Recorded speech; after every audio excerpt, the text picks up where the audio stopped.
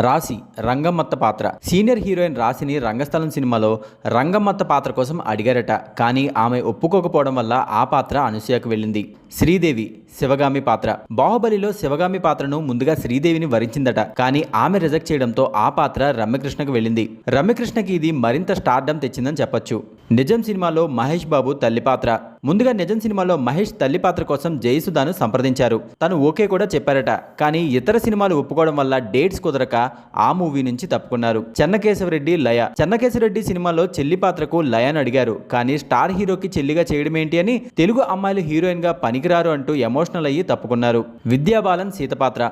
సీతమ్మ వాకిట్లో సిరిమల్లి చెట్టు సినిమాలో ముందుగా సీత పాత్రకు విద్యాబాలను సంప్రదించారు. కానీ ఆమె నో చెప్పడంతో ఆ ఛాన్స్ మిస్ అయ్యి అంజలికి వెళ్ళింది. Vijayashanti Raja the great. Raja the great సినిమాలో విజయశాంతిని తల్లి పాత్ర చేయడానికి ముందుగా అడిగారు. కానీ ఆవిడ నో చెప్పడంతో రాధిక గారిని తీసుకున్నారు.